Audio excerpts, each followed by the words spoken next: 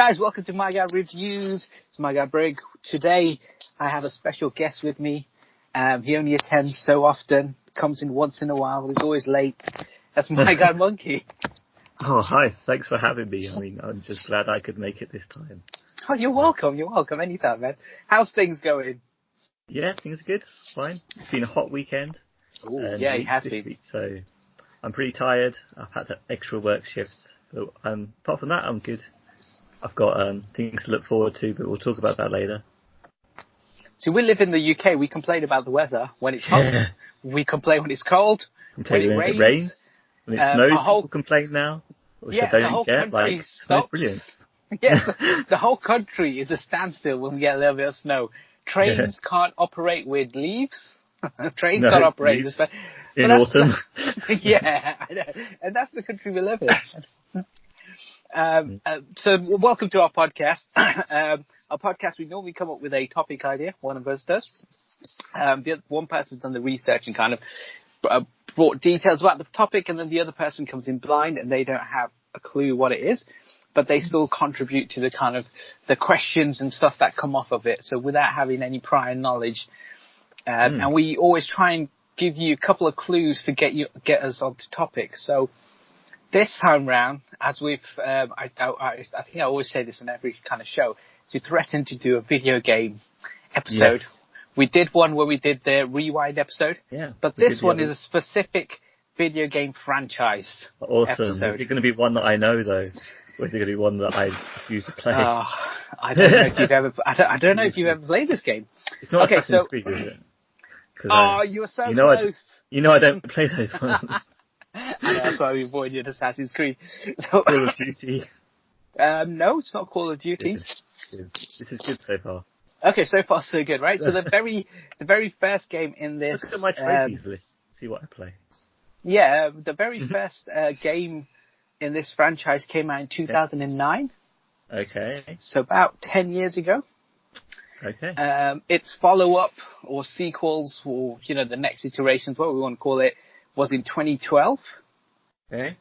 And then another one came out, the next version or whatever numbering you want to call it, in 2014. And there's a new version out this year. Righto. I've got no idea. No ideas. Okay. So it's a game that's available on all consoles. So it's not like an exclusive. So it's available on like PlayStation, Xbox, or PC. It's a game that I know you've played. Okay, that's good. It's a first-person shooter. It's a first-person shooter. In an open world. It's probably not going to be Borderlands. It's Borderlands. We're talking Borderlands. So Borderlands 3 comes out in a couple of weeks. So by the time this podcast comes out, Borderlands 3 is a week away. So I thought let's go back to Pandora and talk about Borderlands 1 and 2. We won't talk pre-sequel because I don't think you played it. And personally, I haven't completed it. I've got about 3/4 into it. But we could talk about it briefly. So Borderlands is also in the Guinness Book of World Records for claiming to have the most number of randomly generated guns in a game as well. Oh, wow. Because of the loot system. Yeah. Isn't the new one having even more then? So that's going to break records again.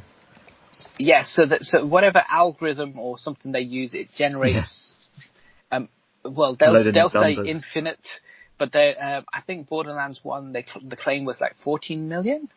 Yeah. But then when they actually looked into it a bit more, it's about 3.5 million. That's still a huge number of... controversial.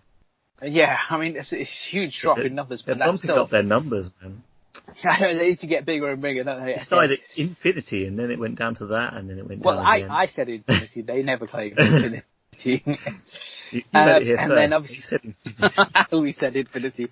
And then obviously Borderlands 2 had even larger loot system and even more kind of guns. And so I'm guessing you're right. Borderlands 3 will be bigger. So we'll talk about Borderlands first, the first one, talk about the second one. We'll see if we can talk about a bit of the DLCs, but more interested in kind of like the games themselves. We'll talk a bit about the playable characters in each one. There's one and DLC some of the kind of honourable absolutely love. and honourable kind of DLCs or stuff. Okay, so as we always do, or I always do, I have a little jingle for when I expect you to come in with some details. Oh, So Borderlands 1, memory. what's the story, my guy Monkey? I would like to know. The story, it's all about treasure hunters, isn't it? Basically, that's what it's all about. Vault Hunters, yeah. Yeah, Vault Hunters, that's the one. And you've got, is it 4 main characters that you need to choose from? So can you remember any of the 4 characters before we go any? No. So the very first, okay, we'll come back to that. Tell me. Okay, we start. Let's start with the characters then. Okay, so you're right. There's 4 playable characters in the very first Borderlands. Now, we played this quite a lot. I played as got co-op, which is good. Yeah, and it was kind of you could start co-op at any point, and you can play through as many missions and levels as you want. Yeah, and you can join both of you games. Yeah, and it was good because overpowered. So sometimes someone would be overpowered and he would join your mission or game, and then he could just pretty much wipe out the bosses and stuff. But I think these days they would probably restrict your levels or like change your levels to level it out or something. I think there was especially in Bloodborne, there's a percentage. So if you're within a certain percentage of your playable character, then people can join you. So they can only be so many levels above you or so many levels below you.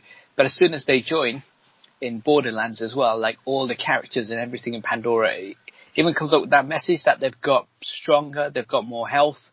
So if you join someone in we'll talk about Borderlands 2, but in Ultimate Vault Hunter mode, they have a lot more health, and their attacks are the attack points are even higher. So the more people join your game, the more kind of like the difficulty increases. And that was one of the good things about Borderlands. You could come up with 4 different playable characters. The first one, which you played a lot, which was the Siren. I love the Siren because she was like stealthy, fast, and you could turn invisible and then move around, do some extra damage, then appear again out of nowhere. I love that. Love that character. Yeah, that was my character. You were the tank, weren't you? Yes, I was. So I played as Roland, who was like the soldier who could throw his turret down. So this was Borderlands would have been my first real first-person shooter that I played to the end. So Roland was kind of like your easy intro into first-person shooter, because you had a torrent that you could stand behind, a torrent that could regen your health, torrent that regen ammo. Yeah, you could upgrade it to do all that stuff. So it made the starting of the game slightly easier, but as the game went on, actually some of the other characters' skill trees meant that they kind of advanced above Roland's, in my opinion. Because when I played they were kind of cooler, because when I played it the second time, I played as the Siren as well, and some of the abilities she has, like when you phase things, you can make them corrosive and stuff, so they'd lose more health. Yeah. Wow. Yeah, you can just phase in and out, and just everyone starts getting poisoned with stuff. It's brilliant. Yeah, because it's almost like it did like a supernova thing, so it just explodes and there's corrosion everywhere and stuff. So there were 2 of the characters. So I played a lot as Roland, completed the game as, and played through, and then I played Siren. I think I did the other way around. You played with Siren first, yeah. Because I remember playing with the turrets as well, because they were really cool. So I must have played Roland as well. Yeah. And then the other 2 characters, do you remember any of them? No, tell me. They appear as NPCs in Borderlands 2. One is Mordecai. Right, yeah, recognise the name. Yeah, so he's like the sharpshooter. Right, so he was the one with the bird. Oh, yeah. That was his skill set. And always have a bird. Yeah. Sniper rifle. And then the next one was Brick. And he was really good to hand-to-hand combat. So if you're more of a melee fighter, then that's your kind of character. If you're more of a sniper person, Mordecai was your person. Roland, for my opinion, he was a good introduction into the game, an easier character to use early on.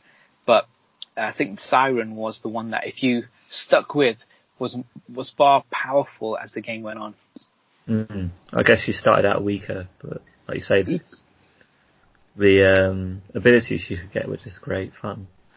Yes, as you, because Borderlands is kind of like an RPG open world kind of game, where the more levels you completed, the more missions you did, the more areas you saw, you get XP points, and then you can level up, and then you have something called a skill tree, which you would then put points against, which would then open up more and more kind of characteristics. Yeah, which is kind of common these days, but that wasn't used so much in those sort of games back then. No, so and I kind of put it together. And that's what I loved about Borderlands, was the ability to upgrade your character and choose your own path. So while me and you could play the same game, we could be the same character, but we could be working on complete different skill trees. So when we get a piece of loot that opens up, one might pick a sniper rifle over a SMG or something, and that's what I liked about it. It's quite unique in that way, where it wasn't just one weapon could work for everyone, depending on how your skill tree set worked. You could have any weapon almost, and you could build it however you want. So, what was the story again? So we've done the characters. Should we go back? Well, there were Vault Hunters. Yes, they were. And I can't remember. I think there was something obviously that maybe the planet is stolen or something, and they're trying to get hold of it, or maybe we're trying to reach a resource before everyone else. Yeah. Something like that. Something like that. Yeah. It's saying like the distant future. On a planet called Pandora. Yeah, that's a good point. Yeah. And then there's this Atlas Corporation, and they're mining for kind of resources.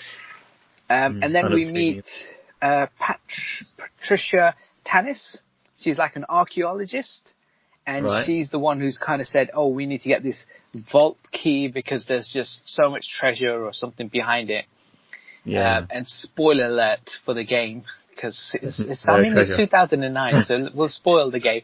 There is no treasure. The vault actually opened up, and the destroyer, another kind of boss, comes out at the end of it. Beast is like a world-destroying beast. Yes, and essentially, up until that point, like I quite like Borderlands. It's a great game. The DLCs were good, but the actual final boss in this, and especially the first one, I didn't really enjoy it as much.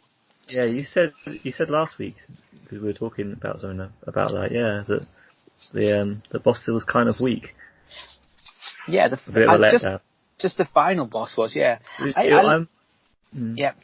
For me, I remember it being quite a hard battle, but it's mostly just time consuming. You have to hide a lot, shoot, hide. Yeah. And it sat in front of you. It didn't move around. It didn't do anything, did it? It took up most of the size of your screen. And then as I was rolling, I would just chuck my torrent down and I'd hide, wait for it to come back and chuck my torrent again, hide, and throw some grenades at it. And that was kind of it. There wasn't a lot of strategy I used. I liked it, the fact that it can't move. I do like creatures that are they're so big and so destructive that they literally just don't really move around a lot. Obviously it still had attacks against you, and you still had to hide, otherwise you would be killed quite easily if you didn't maneuver yourself and hide out of the way. But for me, this is kind of like, because I didn't play a lot of games like this was the first one where you've got the main story, which was good, and it takes you to certain areas, but there would be areas which you would never discover unless you did the additional optional missions. Yeah, it's all about side missions, it's open world, yeah. And there was like New Haven, or Old New Haven, which was the first level in Borderlands where almost, if you got to that location at level 20, everything leveled up to your level. And so while the game itself could have been challenging, and as you kind of progress and you get leveled up, certain things become really easy to kill. So that one location scaled up according to your character, which I thought was really good. You need that, yeah, otherwise the game was just too easy. So I think they did that really well. In Borderlands 2, they do it better, I think. It kind of makes you wonder why they bother with leveling up systems, because do you really want to become so powerful that the game isn't any good anymore because everything's easy? But it's there to sort of give you a feeling of progress as well. Yeah, so Borderlands had always had a recommended level for you for when you're doing the mission. So if it said level 10, and it'd come up red if you were under that. Now, if you're attacking a character that was 1 or 2 levels above you, they would have a little red skull above their head, indicating that it's going to be difficult to kill his character. So certain areas you would avoid. It's kind of like... Even though it's open world, but you just wouldn't go there because you know as soon as you go there, they would one hit you and you would die, while you could waste all your ammo trying to kill it. It's something I've noticed in a lot of modern games actually that do this experience and leveling thing, is that it's kind of like giving you difficulty options without you knowing it. Like if you want to try and take it on when it's got that red skull and it can instant kill you, you can make the game, you can take on the challenge and it'll be really hard. But like if you kind of wimp out and you just keep leveling up, you can you can then make it onto normal mode. If you're still struggling, you just go away, kill some more easy characters, easy bad guys, come back again until you're super powered, and then everything's easier each time. So it's like, it kind of, the weighing up of it is like, do I just play it on hard mode and go straight for it, or do I grind a little bit and level up and do side quests so that I can then find the game easier? And I find that in a lot of games. Yeah, I think with this game you have to do some of the side missions, because by the time you get to the boss at the end of the very first, I think it's either between level 30 and level 35. Yeah. So you could play the main story, but you won't be nowhere near that level. So you do the side missions to get yourself to that level anyway. So you would have to do them. So I think intentionally the game is good that way, that there are certain areas that will be a level that is too high for you to enter. Yeah. And so you are forced to do a side mission or two. Yeah. Because I remember... But you don't have to do... Yeah. The thing I remember about it... Yeah, sorry. The thing I remember mostly about the game is like the early levels, because I think that's because it keeps you in that area, so it keeps you walking around in the same circles doing different missions and stuff. Yeah. The very first, the start of the whole game is that the scene where they're in the bus, and they're being driven around, and then you click on one of your 4 playable characters, and then the game starts, and you're literally thrown into... I won't say, because Borderlands 2 I think is better for that, but this one you're thrown into the game and then there's just a few soldiers roaming around and you got to secure that location. Yeah. And then after that you kind of as you start to roam around without actually picking a mission or anything, you find yourself looking at certain areas where you can go and you can kill the skags or you can kill the people. But once you go a little bit further than that, you'll notice they've all got red crosses, so you can't go above that level. And I think that's the way round your problem they have with Assassin's Creed, where you stop people from going ahead on certain levels because you can't get past them. The intention is, even though, I guess even if they're level 6 and they got a little red cross, the amount of health that they have is just ridiculous that you can't pierce them. But if you're both level 6, you could take them out a lot quicker. Yeah, so what you're saying is it's better than a wall, the invisible wall. Oh, yeah. I think because your problem with the invisible wall has been resolved in this game.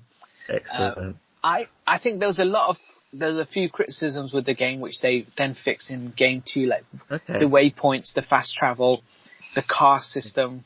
You don't really use the car that much. I enjoy the cars.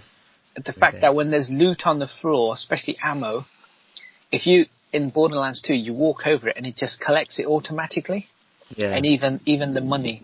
And in this one, you have to keep clicking the square button to collect all the ammo and all that. I forgot you had to collect it all with the square. And I think early on, you spend money on ammo. But as the game goes on, as soon as you come out of the first few bits and you've leveled up a couple of times, you don't need to spend any money on ammo. You can buy weapons if you want to. But there's enough ammo everywhere that you could just kind of collect. You don't need to worry about kind of buying it thereafter. And that's what I liked about the game, was there's just enough loot crates everywhere. And if you did kind of look around the game, you'll find secret kind of gun loot crates as well, which were really cool. You know, like the red ones that used to have the mechanics when they opened up and they sprung open. I love the whole animation and the time and effort they put into them, because it actually made you feel like you've achieved something by opening one of them. Yeah, and they had different grades of quality with different colours. Is that right? Yeah, the really great weapons. finding the blue ones or whatever it was, all the different colours.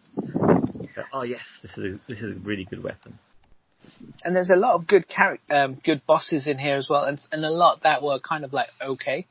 But we won't talk so much about them, because I want to talk about raid bosses a bit later, because I think that's a very strong point about the whole series. Okay. So the very first one had a number of DLCs. See if you can remember any of these. The first one is the Zombie Island of Dr. Ned. Oh yeah, I remember the name. I don't know if I played any of the DLCs for the first one. Okay, because you did have Game of the Year edition. Yeah, maybe I did then. So that one basically is... Yeah, I did. I remember playing it, yeah. And there's just like zombies and were-skags and stuff. And so, yeah, it kind of like... It changed... And it gave us new kind of villains and new kind of characters to do. Mm. Then there was Maxie's Underdrome Riot. This was the most boring and most kind of... it was the worst DLC they've ever made. So basically, you go in, and then it just had levels upon levels of bad kind of... villains who just kept coming up. So you would have to go through... I think I remember liking this compared to you. Because you'd go in and you'd have round one, you clean them out, you come out, you collect your thing, you go back, you do round two. Now, if you ever left the game and saved it, you come back, you'd have to start back at round one again. Wow. And it was just literally it's an arena, there'd be enemies that would appear, you kill them, there might be a little break, more enemies would appear, and you had to do it like 20 times. And I think as you go through, so when you got to the level 20th, I think there was 20 levels of enemies that appeared, so you'd have to play it 20 times. That's what I thought is super boring. I didn't. A little bit grindy. Thing is, I kind of like repetitive gameplay, so that's why that might appeal more to me than you. Yeah, and I think that also was a bit frustrating, because every time you killed, it was the only level where every time you killed someone, you got no XP points. You'd only get it when you completed a level. Ouch. Yeah. The next one was General Knox. The Secret Army of General Knox. Yeah, I recognise the name. This one was quite good, because this one was you kind of, it's just it's a DLC. It's a new area, but it had new villains, and you drove around a lot more. You had like cars, and you kind of go from place to place. Yeah, I remember that. And I like the fact that they really kind of changed the environment. So the first DLC, they made it kind of like zombies, and they made it with the were-skags and all of that. And then the second one was just a boring arena. But this one, we had a whole new area, which was bit more futuristic-y. Had, you drive around a lot more, so they're making these huge leaps in terms of kind of like transportation and stuff. So I like that. And then the last one was the Claptrap Robot Revolution. Do you remember this one, where you just shoot tons and tons of claptraps, because they were the villains? Yeah. And right at the very end, you would fight against this massive claptrap. That was the main boss. And it all Claptrap was a help. Was it like a little robot helper? Yes, he was. Yeah. In the main game, so he's like a little guy on one wheel, is it? Yes, he is. Yeah, he's one wheel with a couple of arms. 2 arms. Yeah. One giant eye. And basically that one kind of like, you just got lots and lots of different claptraps. You could shoot different coloured ones, and it had different missions. It was quite fun, because, Claptrap's a little bit annoying, but he's a good sidekick in a way. But in this one DLC, you finally got to kind of just go around and just kill them all. So Borderlands 1, from what you can remember it, now, you've already got a rating system, PlayStation or Xbox. Okay, we're going to use that, yeah. Yes. So where do you put Borderlands 1? PlayStation. It's on PlayStation, so... It is on PlayStation, yes. I played it. I played it on PlayStation. So, Borderlands 1 was... what about you? Preceded by... I loved it, so yeah. For me, it's the PlayStation 4. You haven't mentioned the art style yet, though. Oh, yeah, sorry, yeah. So it's very... It's a very kind of not computer, it's more comic book, hand-drawn kind of animation.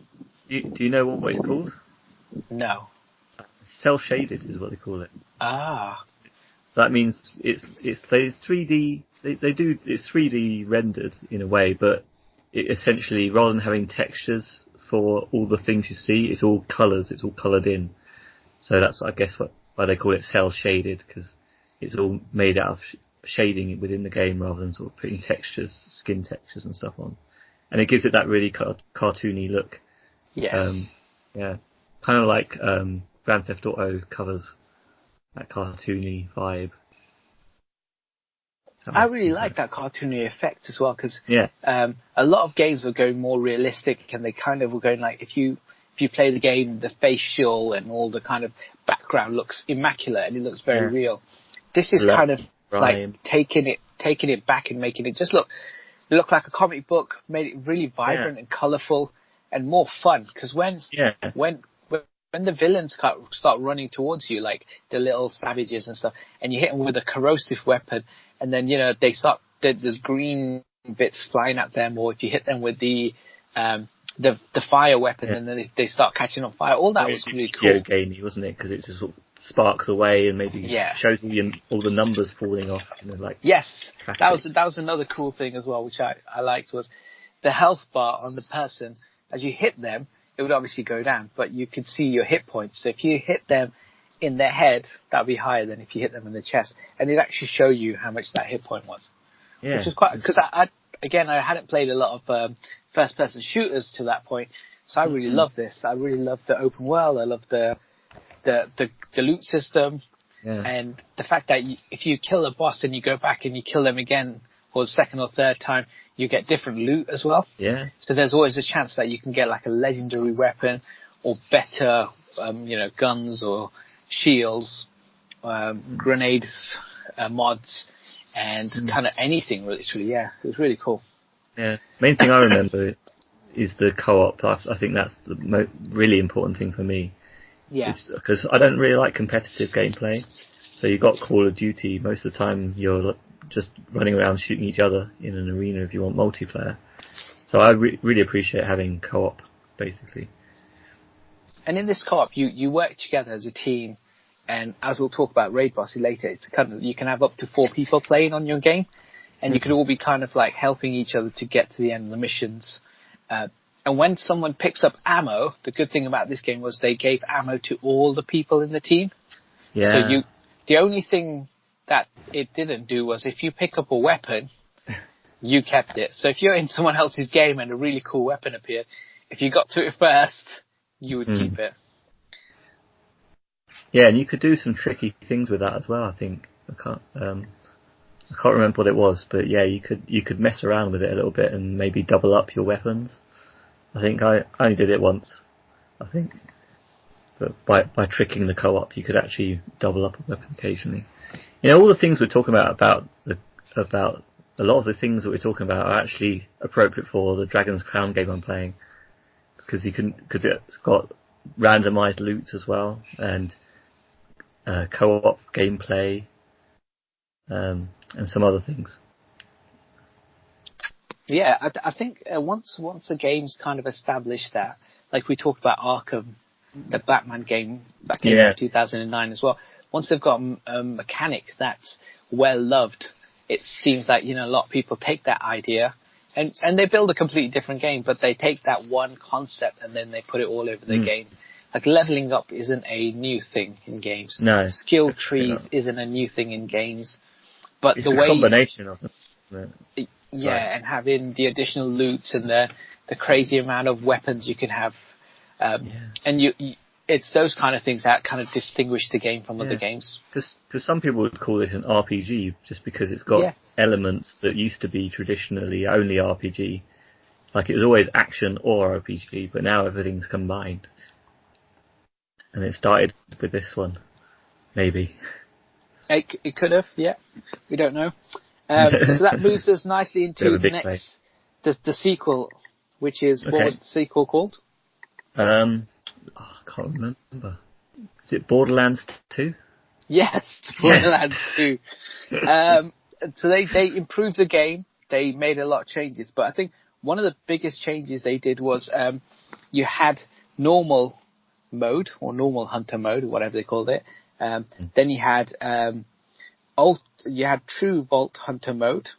So actually, when you play through it a second time, it actually increased the enemies that you're going to fight against, and it gives you a chance to do all the levels.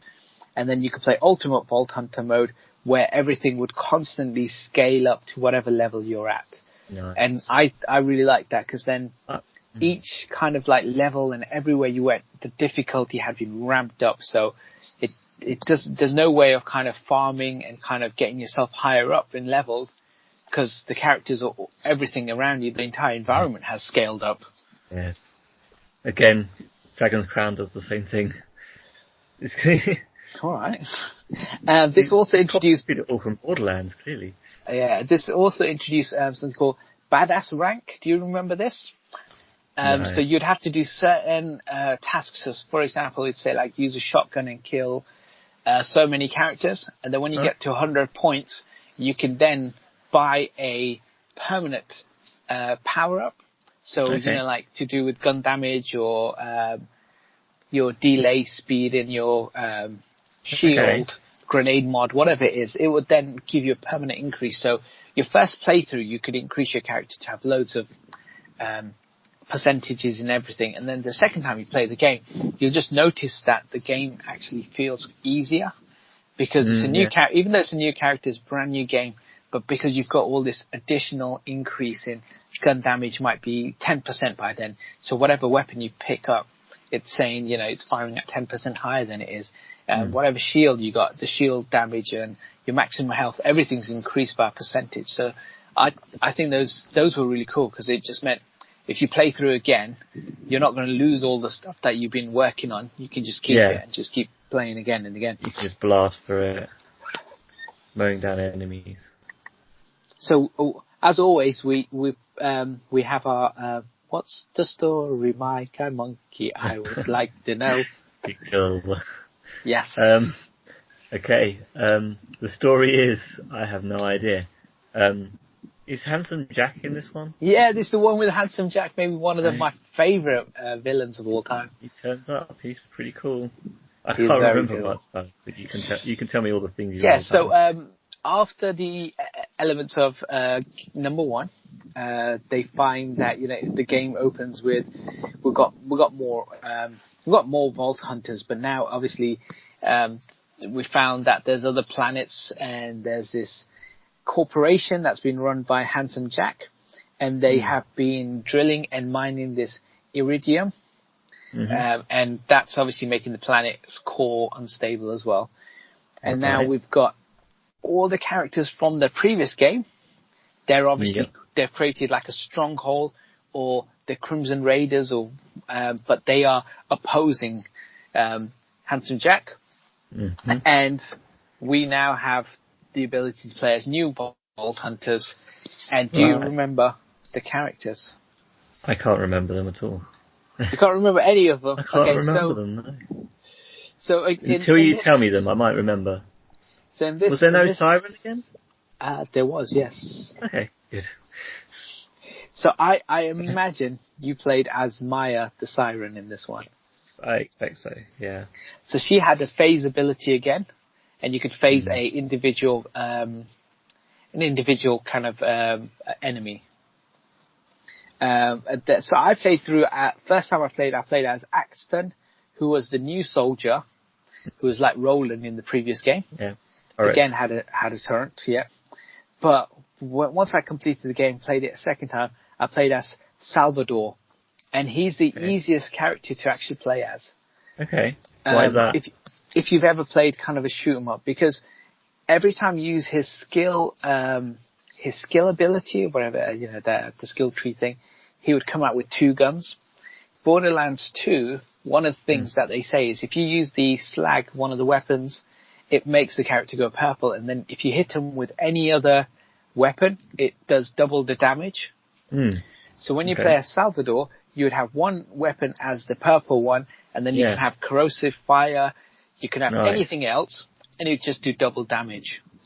Oh, nice. And also his character, when he's in that mode, it's regenerating your ammo, you can get it to regen health. Good, yeah. As soon as you get to a certain point, if your health is down, I think you press L1 and he can regen his entire health full again. But by doing that, you pissed off the enemy, so that individual enemy, it starts to hit harder, but shoots whatever, but it gives you back your health. So this character and a lot of the hit points as well, like when you're in that skill tree and you're using his power of going berserker, you can also throw out 2 grenades instead of 1. So it still costs you 1 grenade, but it's chucking out 2 at the same time. So there's a lot of cool things that he did that I think if you played a first-person shooter, that character was maybe the easiest character to use to complete the game with.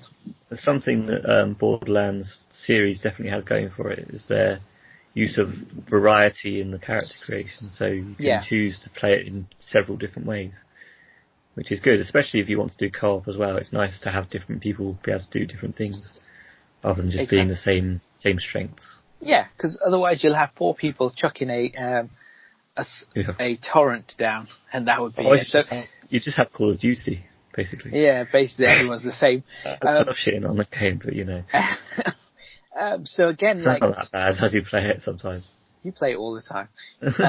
So the soldier character, again, I played the very first, and I think what they've done is they've said, if you've never played a shooter before and you want to kind of get started, play as a soldier, because he throws the turret. And you could hide, you can kind of like shoot from further away, but the turret will take the enemies, kind of will shoot down the enemies, but also distract the enemy as well.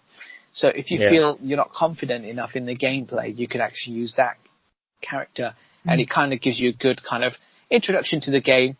And I wouldn't say it's on easy mode, because the turret, while it does throw atomic bombs and stuff, but as the game levels up, everything becomes kind of like a level playing field.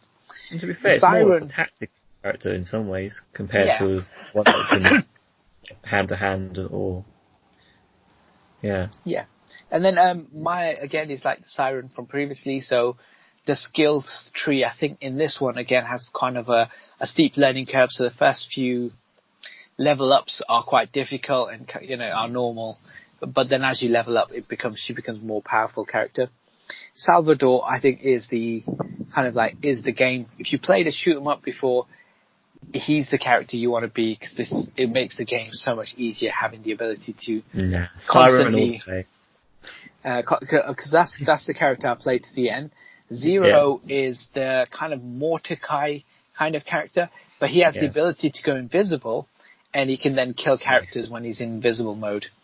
And I played that character once or twice, but it's not for me. I don't think I'm not suited for that gameplay. Then there was a DLC that was added, and you played as one of these characters, and it's Gage, the Necromancer. She was the girl who had the flying robot. Okay, did I play as that? It's been a long time. You did, yeah. So the robot would, if you ever lost your shield, it would repair your shield. It would float around. It'd help kill enemies.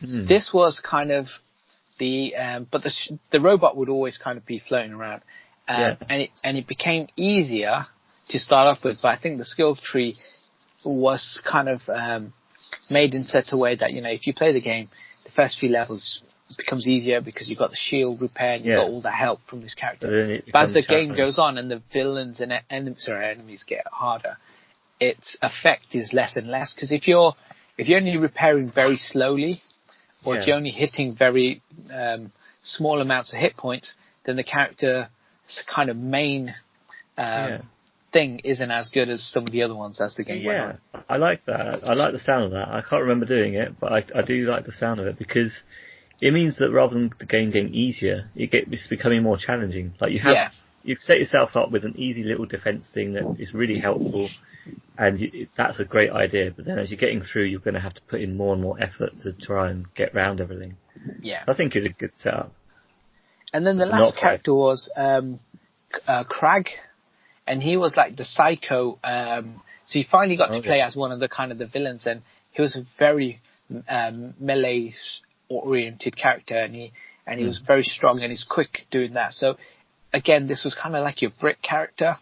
A lot of people I've seen play this as that character, and they're really good at the game, and they whiz in, whiz out.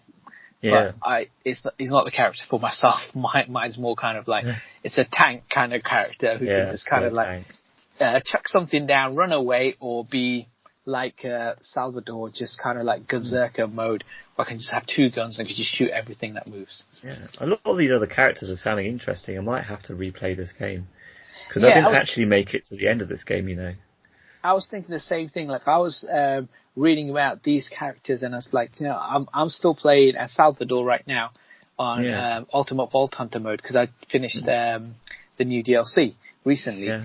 And, I was thinking about the other characters that I haven't really played properly, and I was thinking maybe I should get back into that. And then as I was reading and researching pre-sequel, because I never completed that, it makes me think I should go back and maybe finish that one first. Because their characters were something I've never discovered, never got to the end of their skill trees to see how they kind of leveled up and stuff. Yeah. Yeah, I've never owned that one. So you do, because you've got to have some Jack the Borderlands the collector's edition. Plus. Yes. This one also introduced golden keys. So what a lot of companies were doing was loot crates, and they're charging people money to buy a loot crate and spend real currency on stuff. What these guys did, which I thought was really clever, and you know what I rate them for, is obviously they created a ton of DLCs they charge money for.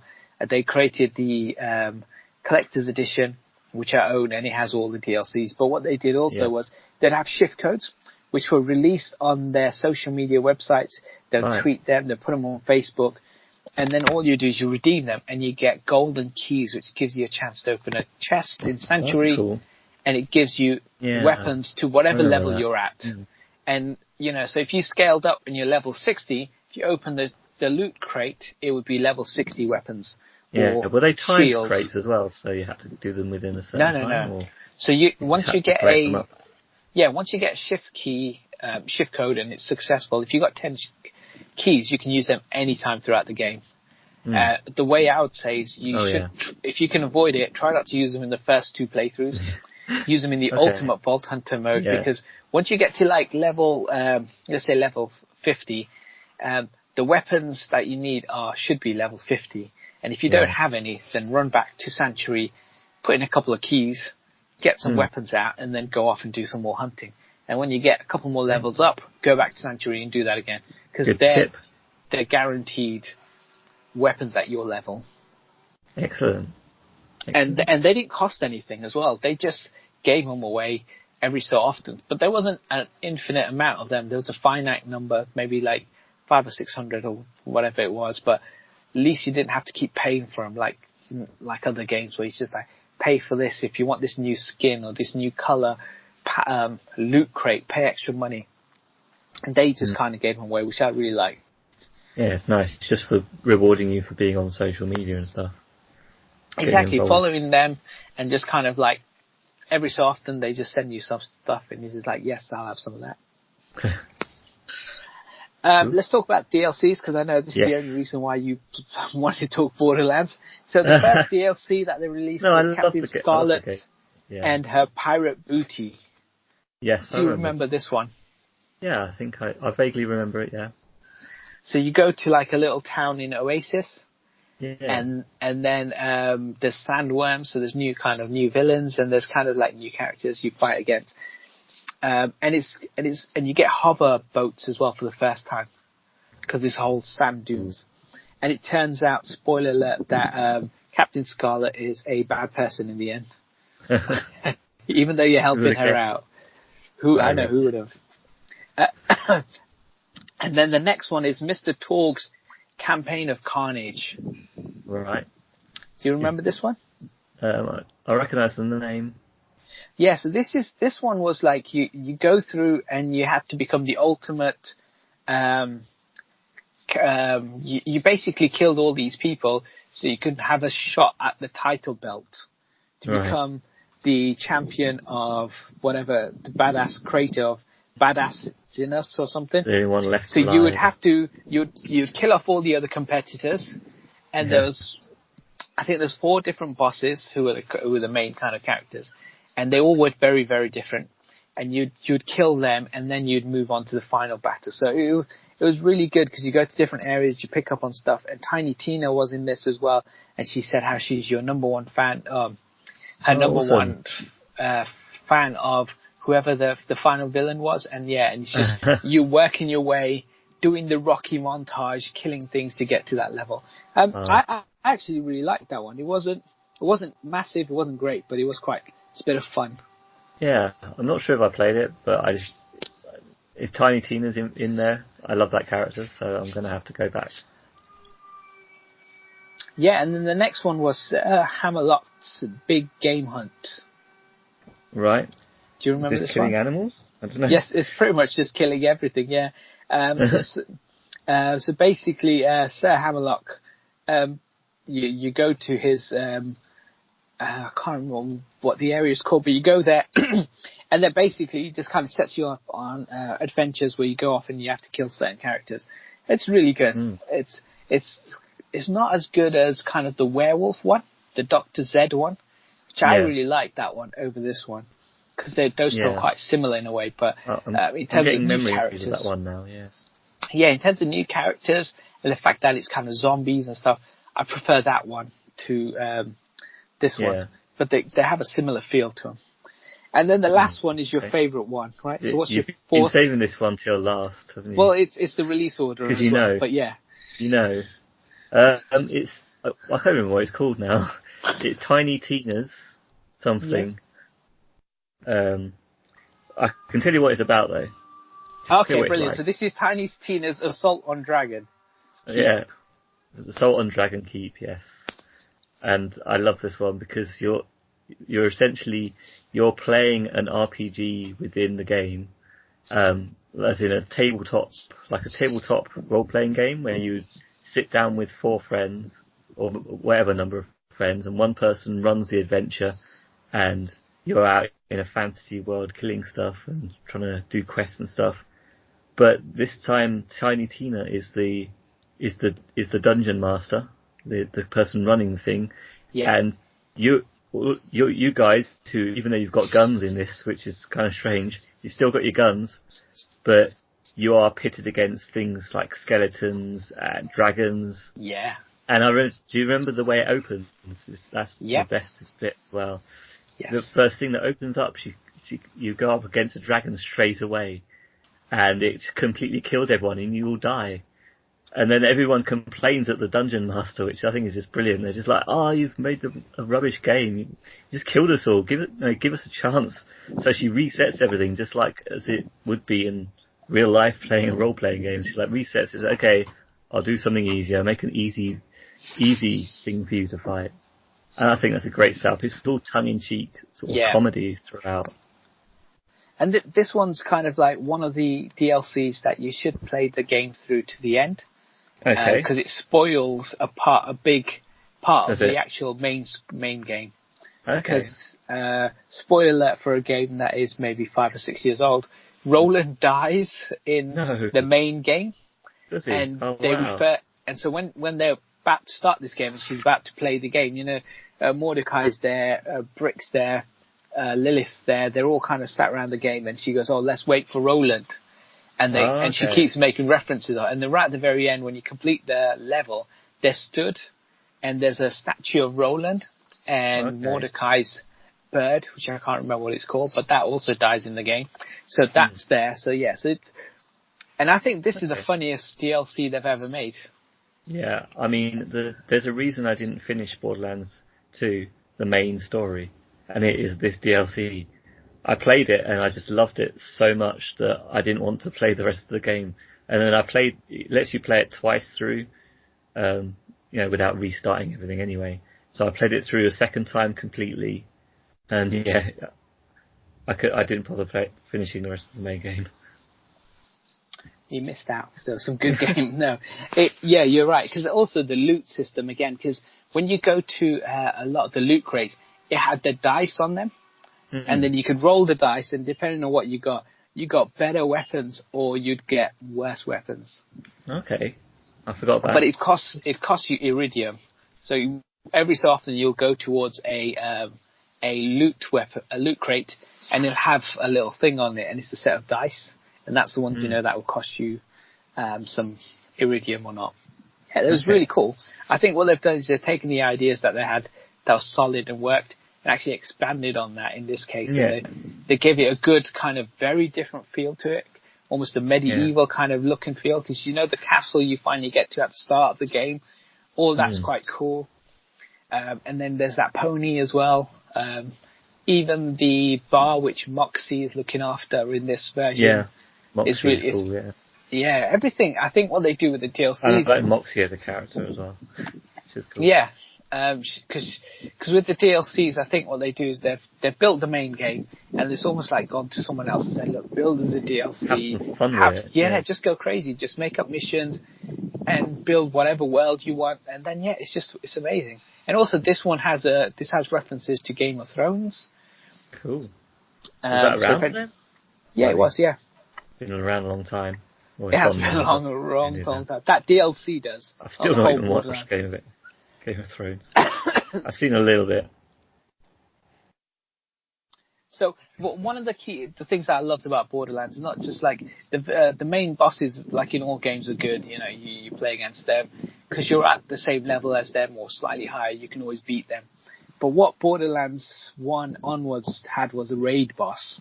So we're going to go through. Oh, you haven't done your rating for Borderlands 2. What's your rating? With or without Tiny Tina's Assault on Dragon Keep. It's the Handsome Jack collection, so it's it's the Game of the Year edition, so it's everything. A whole lot, yeah. I mean, I never made it to the end, so but I'll still call it a PlayStation. Okay, so we'll go through the raid bosses, and I don't think you've played any of these. No, I will tell you rough.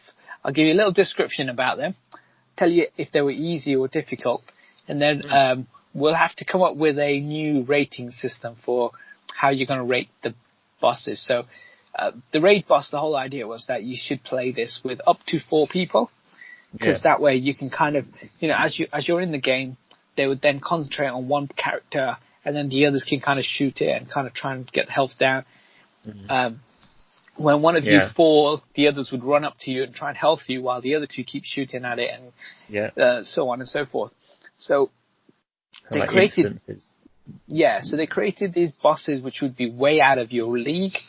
If you played them, they would be like, so if you complete the game, play through 1, you're normally about level 30 or 35, somewhere between there.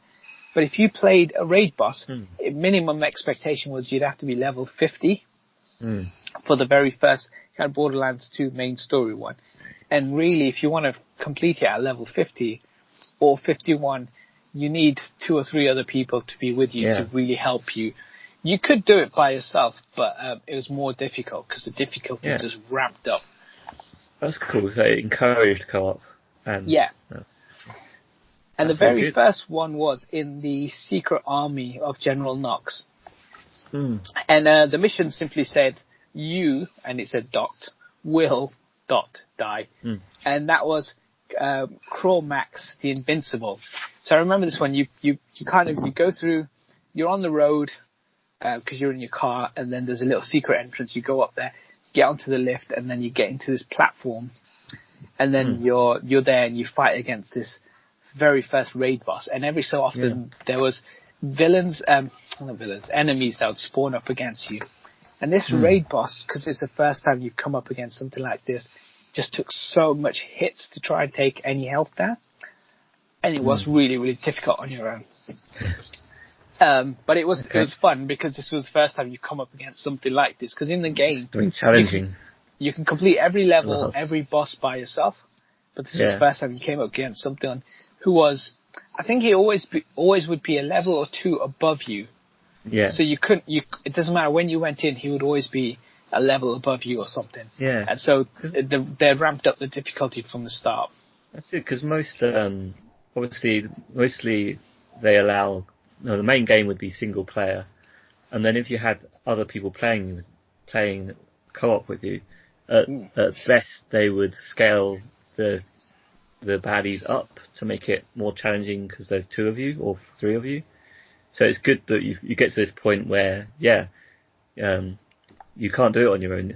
you need, so therefore you bring more people with you. It makes the boss easier rather than sort of scaling them up with. Yeah, like, as more people join, they've still got more health, but it just made it easier. So when you it still made it easier. That's cool. because when you play Borderlands and you die, you have that fight for your life or your second wind. Yeah. So that gives someone a chance to revive you while you're dying. Yeah. And then you could both kind of carry on hitting and shooting the thing. So that's why it made it easier, because when you're on your own and you get hit, no one's going to revive you. No, definitely. So that's kind of where I'd say it became easier. But generally, everything would get harder. All the hit points, the amount of health it has, just became difficult. So that's the very first kind of raid boss that they had in Borderlands. So it was a Borderlands 1 boss. Again, these are all optional. None of these are kind of you have to do it to complete the game. The main game. Based on your 4-star rating and my description, and I know you've never played this boss before, based on originality, based on boss match, where do you rate this in your 4-star rating? I feel like I don't really know enough, but for challenge, I'd say 4-star. I like the idea it's a challenge and it encourages multiplayer, and I'm quite sad that I didn't make it that far because it was the only one as well. DLC. Yeah. Well, no, in Borderlands 1, this was the only one. This was the only raid boss they had, and it was within a DLC. In a DLC. But then I take it in number 2, it brings it to the main game. Yes, it does. Yeah, so we'll get into that. So you gave that 4 stars. Yeah. So in Borderlands 2, in the main story, there were 2 raid bosses. Okay. So one was Teromosos the Invincible, and there was another one which was more of a chance encounter, which would happen if you're playing like Ultimate Vault Hunter mode, and if there's 4 people, and it would be the Varkid would have to just scale up by itself. So every so often you shoot it, it then creates this pod. And then that pod regens the character to the next level. So go from like badass to be, I think it's 1 or 2 iterations, and then it could become in the invincible character, which is the raid boss kind of level. Right. So the very first one, which was it was a game mission, and it was a main story mission. Okay. And it says on there in the main story, seriously, you will die. I think that's the capture line. Yeah. So you go there, you pay your iridium. You jump in, and then this massive boss comes out, and it's if you played the game previously, it's one of those. It's not a stalker. It's trying to think what. It's basically that character that has tentacles, and it's a massive kind of boss. But the most difficult thing about this boss was the location. So every so often he would hit the ground, and you'd float up into the air, and it had the potential to just knock you off the map. Ouch. So regardless of how well you're doing, you could end up getting knocked off the map. As you got knocked off the map, you would then end up behind the gate, which is closed if you play with more than one person. You'd have to wait till they kill the boss. So based on kind of my explanation, and the fact that this one's loot was amazing as well. You got loads of iridium, you got loads of money, you got loads of kind of weapons as well. And this was the first main game raid boss. You say you have to pay iridium to get in? Yes, every single one. And then they throw you. It can throw you out, and then you have to pay again. It can easily throw you out. Yes. You don't repay the money once you're in the area. Okay. You can just restart and you just carry on. You can go back in. Okay, so it's not trying to rip you off of your iridium. No. I love the sound of the creature, tentacle creature, giant, and it sounds quite ruthless. 4 stars. Perfect. What about the chance encounter one? The one that could spawn itself. So this is Vermortheros, the Invincible. Right. I might get the pronunciation wrong. But it could just appear in Ultimate Vault Hunter mode. If there's enough people in the game, it would just spawn by itself. Oh wow, cool. Or was it annoying? It was quite fun because you wouldn't know. Because when you see villains or enemies in the game, you tend to just be like, okay, if you hover over them, it will tell you the name of the character, and then you just keep shooting at it. So if it says a badass or it would say a normal kind of character, you just kind of shoot at it. And then this one, you turn around and it could say, it could have the name and it say the Invincible, and you're like, oh shit, that's the one that's evolved.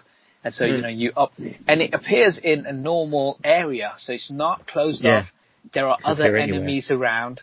That it's just, it could appear at any point in certain locations. Yeah. Cool. What's your rating? Yeah. I haven't experienced what it'd be like, but I guess if you're already in ultimate Vault Hunter mode, you're looking for new experiences all the time.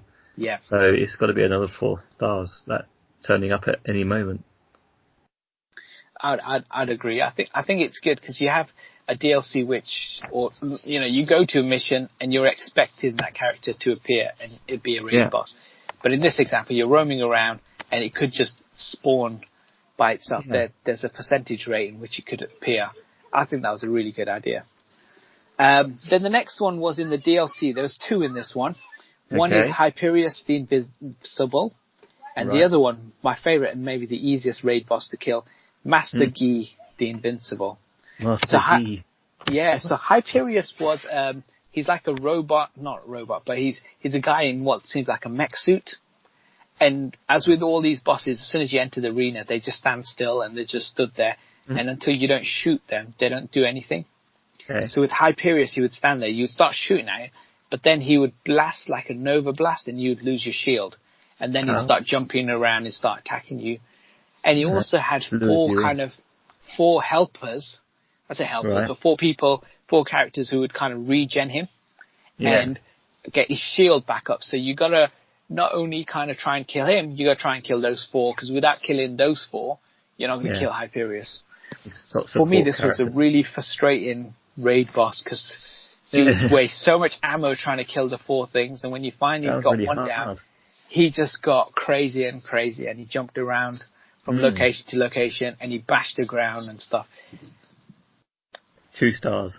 2 stars, okay. Yeah, I mean, regenning health is annoying in any boss. I think it was his shield. It wasn't his health, but still, after you take away all of that shield, it just regens it. So the easiest one that you could do on your own, I think, is Master Guy the Invincible. So this one, he would appear again, once you shoot him, but he had this huge amount of health bar, but also massive shield. And what you do is you keep shooting at him, it would never pierce his shield. You could chuck all your ammo at him and he would take nothing down. But every so often in the level, a sandworm would appear. You shoot the sandworm and the sandworm would spill out corrosive acid. And then if you got Master Guy to go over where the sandworm was, he would absorb the corrosion and that would slowly take away his health. Or it'd slowly take away his shield. So more sandworms come, the more you get him, or you try and get him to go over the acid, he would then absorb the acid, and then he'd slowly take away his kind of health and his thing. So what you do is you run around, you shoot a few sandworms, get him to go over them, and then you'd hide for the rest of the level best you can, or run away from him best you can. And he would slowly lose health. But if you shot too many sandworms and he didn't go over them, then a pool of acid would appear. And it just kept on appearing on the screen. So you couldn't hide anywhere, because if you tread on it, it'd slowly take your health down. Yeah. Okay. Well, that makes it a bit more interesting, but it sounds a bit boring. I'm going to give it a 3 stars. 3 stars? Yeah, okay. Too easy. The next one was, it was really easy. If you did it right, you could do it all by yourself. It was an easy one. So that's Borderlands. So based on kind of like what we've said so far, Borderlands 3 comes out in a couple of weeks. How excited are you for Borderlands 3? I don't know, who's made it? Is it for all platforms again? Yes, it is. It's the same people, same everything. Yeah. Because I've been getting a lot of plugging from PlayStation, and that seems to put me off now, because I don't know what. Yeah, I get worried about what the quality of the story and all that is going to be like when PlayStation is plugging it. But if it's the original guys, then I'm fairly excited. I bet you're more excited than me. Oh yeah, hell yeah! So at the end of Borderlands 2, they killed the Hunter and they killed Captain Jack, Handsome Jack, Captain Jack Pirates of the Caribbean, and then they realized that there's more vaults in different planets. So by the end of the main game, made me think that there's going to be travel involved where we might be going to different planets. Multiple planets, awesome. Yeah, so I don't know how the fast travel will work. Maybe we get an aeroplane. Maybe we just kind of fast travel from one planet to another. But just opening up the worlds, Borderlands 2, when it started off, you're in that snowy background, and then you go to different areas, and they look very different. And I love the fact that the areas are different, and there's a lot of optional areas that you don't even have to go to see if you don't want to, or depending on how you play the game. So I think Borderlands 3 has the potential to be all of that and bigger, because if you've got a whole planet, you might have massive maps, and the ability to kind of, I don't know, you explore the whole planet could be the size of some of Borderlands maps. Borderlands 1. Do you think each planet will have varied terrain on each, or do you think they'll do Star Wars does, where it's like ice planet, forest planet? I'd like to see. I think it's Star Wars kind of. Because what that gives you is it gives you the option to, if you had a forest planet, everything would be in that vein. So you could have enemies that are very different in that area, and they're indigenous to that area. And when you go to the snowy area, there'll be the snowy villains, and there'll be enemies of that level. And tons of psychos everywhere anyway. Planet to planet. Exactly. Yeah. So I'm really excited for this one. This is a must play, right? So this is a PlayStation 4 Pro. Must for you. Yes, or a watch it in the IMAX rating. Watch it in the IMAX. Okay. I don't know. Do you want me to give it a rating for whether you should play it? Yeah. Where do you stand with the Borderlands 3? I don't know. The fact it's on the next gen is just. It's on PS4. Yeah, I mean this gen. I mean, PS5's not out. The others were on PS3. I'll have to wait and see how it goes for me. There's just so much on PlayStation 4. And I'm loving the retro gaming, so I might be going back to Borderlands 2. Finally, you played the Handsome Jack edition. Yeah, I'll finally finish it. Maybe, yeah. No, I'm really excited for this. This was kind of like, since playing Borderlands 1 and Borderlands 2 back in 2012, I've waited a long time for this one. So yeah, I really love playing co-op with you, but I think when I played the DLC of Tiny Tina, and you sort of carried on a little bit more, and I ended up a bit behind on levels, so I think I lost some of the experience that I enjoyed of that. I quite enjoyed being like more powerful, basically. And suddenly I was struggling when I was trying to play along in the same game. So it would be nice if they could sort something out where it just balances out the levels a bit better when you're playing co-op. If you have got some distance, then that would be really nice. And then have something come in on co-op. Yeah, so maybe they make it so if you're at a level 30 character, only people can join you who are 10% close to your level. So only someone who's 27 or 33 between that range. Again, that means you can't join people. What they do with Dragon's Crown, which I've been playing a lot, is there's different difficulty modes. Like you beat the game on normal, you get access to hard mode, and then be on hard, you get access to the next mode, whatever it is. But then if you want to play with players that are playing on normal through their story still on normal, it just caps your, whatever level you are, each level has a different cap, and it just brings your level down to whatever theirs is, so you can play together and it's still a bit of a challenge. So I'd like to see something like that where anyone can play together, but say you're level 100, but they're playing on, they're playing at level 35. It just does something to bring you down more to their level. To the host level. Yeah, so whoever the host is, whatever they're doing, maybe they're super powerful compared to you and they're on the end boss and you want to go help them out. There's no point in joining as a level 10 character. It could maybe boost you up for whatever you're doing, give you a bit more damage, give you a bit more protection. I don't think that would work. Because you've got a skill tree, And when you level up, you get to a certain point on your skill tree, right? So you could be looking at completing one whole branch of your skill tree, getting to level 30. So if someone joins your game and they're level 20, then you have to give them 10 more skill points. Yeah, I mean, there's skill trees in Dragon's Crown as well, again, but it's just a matter of changing damage at least. I mean, you still have all the skill tree to look forward to when you're playing your own game, but you just need to be able to survive, basically. You need to give you a fighting chance in those, and also give you a bit less power if you're helping someone out that's lower level, because otherwise, I think that's the main problem with the co-op, is that you can be so much more or less powerful. So if they can fix that, it'd be great. But you're right. I mean, it's not easy, but no, I think it's possible. I mean, you've come from a perspective of the skill trees, and you're thinking in those terms. But I've seen it in a way that seems to work, where it just changes what power level you're at, rather than giving you different abilities necessarily. I think if you have a range, that might work better. So you could just say, people within this range can join my game based on whatever the Borderlands game thingy is. Yeah. Okay. Well, that completes our review of Borderlands. Borderlands 2, I avoided pre-sequel because I haven't finished it yet. It's a pre-sequel. We can't talk about that one yet.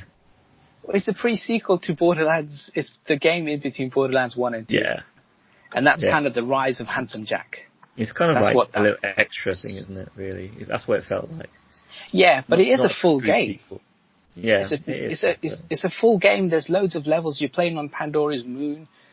And it is, you still get to like level 50 of whatever it is. And you could play as Claptrap as well as one of the playable characters. Awesome. And you could play as Handsome Jack. I might have to try it now. I'll play as Claptrap.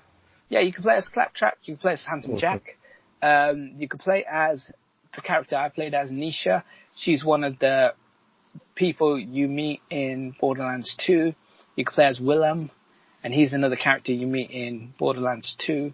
And I think there's a third character who also appears in Borderlands 2. But yeah, haven't played it enough. So. Okay, cool. So that brings us to in another segment.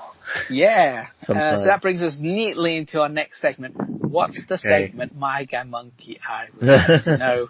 Still got the jingles. That's good. Yes. This segment is what we've been watching and doing. Yep. I haven't really been doing anything this week. It's been hot. I've been working. I have seen a few things that are previews, but that would come up in preview. The next segment after that. What about yourself? I watched something called Happy Day Murders. Okay. What is that? Remember Jim Henson, the creator of these incredible Muppets? He's got alternative Muppet Company. I think it's called something like that. And off the back of that, they created a film with Melissa McCarthy. Yeah, I wanted to watch that in cinema, but it wasn't on long enough. They didn't show it very long. And so I watched that where she partners with a Muppet and they're trying to work out what the Happy Day Murders are. It's an adult Muppet. That's right, adult Muppets, adult themed, because the Muppets swear and do things that Sesame Street characters wouldn't normally do on TV. Depending on your family, it's probably adults only. Yes, adults only, definitely. And you know what? I'm glad you never watched it, because this is one of those films you should never watch. Is it rubbish? It's terrible, yeah. I think I heard it was rubbish, but... I know, you got Melissa McCarthy, I thought it'd be funny. You've got the guy from Community, you've got a few other kind of people. And they show these outtakes right at the very end, and the guys making it seem to be having so much fun. But when you watch it, it is it's a ball ache to get through. It's really not funny. I know the sort of thing. I can imagine it. It's one of those things where they're just trying to do adult comedy and it just doesn't work so well. Like, I think the best people to do that is like Team America World Police, right? That was an incredible film. I think that's how you do a film. It's funny, it's adult themed, And obviously, they made the incredible South Park movie as well, so you can't they just know make what they're doing. rude jokes and swear a lot in it and make it funny. That's not how it works. Yeah, exactly. Just because you've got a puppet and you make it say the F word, it's not always funny. Well, I still wanted to see it, so I will have to go and watch it. It's currently on Netflix. Excellent. I'll be watching it soon. Even though I've said forget about it. Yeah, I mean, nothing encourages me more to watch a film than someone saying it's bad. It's not bad, it's terrible. Myself. It's Is just it, the is that worst. terrible? I need to see how terrible. See if I've got any redeeming features for it. It's got no redeeming features. Nothing I at think all. The only redeeming feature is only an hour and a bit. It's not very long. Not long. Good. Hour and a half, maybe. That's good. So that's a 5-star rating for length. For an hour and a half of your time to sit there and to watch it to the end. Oh. An hour and a half of torture, but it could have been worse. It could have been longer. But yes, it's not worth watching at all. Okay. Anything else? We're getting the weather coming in now. Yeah. I watched something. It's really windy now. Studio interference. We've got big car. It's not a car. One of those trucks that destroys trees. They've got a tree cutter in the back. They've just turned on the machine. That's what that noise was. Okay. I was just thinking, I did watch something else, but I can't remember what it was. And it was a film which was just a CGI mess, but I can't remember what it was. Okay, please tell us next week. Yeah, I'll try and remember what it was. But yeah, so this week I only watched Happy Death Day Murders thing, and I played a lot of Borderlands. Oh, yeah. So I can kind of like talk about it. Okay. Well, I've been playing Dragon's Crown still, so you can count that one. I've happy because I've not heard. I've not mentioned it once. For 3 weeks, I think, at least. I've got all the trophies now except one and platinum, so I've definitely been playing this game. Yeah. But yeah, that's it really. Upcoming though, I've seen gameplay for Streets of Rage 3. Streets of Rage 4. Okay. Have you seen that? No. I recommend having a look. It looks kind of cartoony, and it feels a bit like an indie game, like the look of it, and that it looks a bit boring to me. So we'll have to see how it goes. And the music is by similar people as the last ones, but it wasn't amazing. But I am still looking forward to it so much because I want to see. I love all the Streets of Rage series. Well, Streets of Rage 2 is the best. Maybe 1. Yeah. Maybe 1. Maybe 0.1. I mean, 1 is good as well, but like Streets of Rage 3 is the one that lets it down a little bit. But I still love the series. Also, there's another game which is also a brawler, because that's a brawler. Dragon's Crown is a brawler that I'm playing. You might notice I'm a fan of brawlers. River City Girls is coming out soon. Okay. It's a spin-off of the River City Ransom games, which is it was called Street Gangs in the UK. Okay. It's a brawler type of game. But it also had some RPG elements where you could go in to shops and supply coffee and things to affect your ability to beat people up. So obviously this one's based on the girls of the series and has some manga cutscenes and some story in it, and that's got me quite excited. So we'll see how that goes. And the other thing is I'm going to Fighting Fantasy Fest 3 this week, which I've talked about already. So that's what I've been preparing for this week. So going to a Bureau meet up and a quiz Friday and on Saturday, and I'll be meeting some people there, authors, and sometimes artists would be there as well. But then on the Saturday I'll be meeting lots of artists, going to seminars and things like that. And so as the podcast comes out, a few days after you've just come back from. Yes, I will. How was it? Just come back. Well, I can tell you about last year.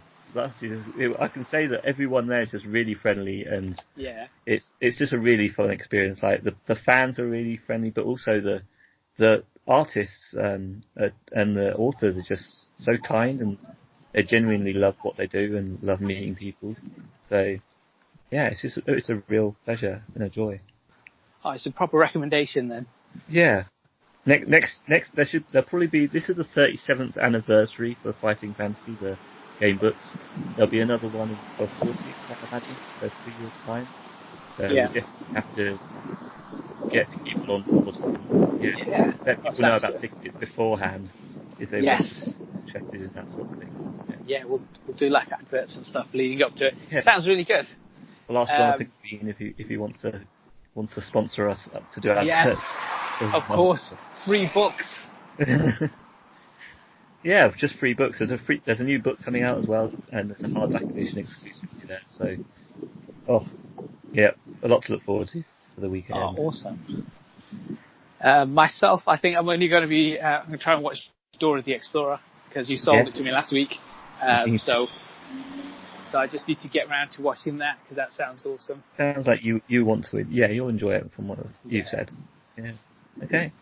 And that's it. So how can people contact us? Description below. Yes. There's lots of ways to contact us, so please go ahead and do it. Let us know if topics that you want us to cover, and also give us any feedback, positive or negative, preferably positivity as well. That would be nice. And of course, subscribe and tell a friend. Yes, good plan. Yeah. That'd be brilliant. Nice. And thanks for listening. Thanks, guys. Yes, thank you. Bye. Bye. Bye.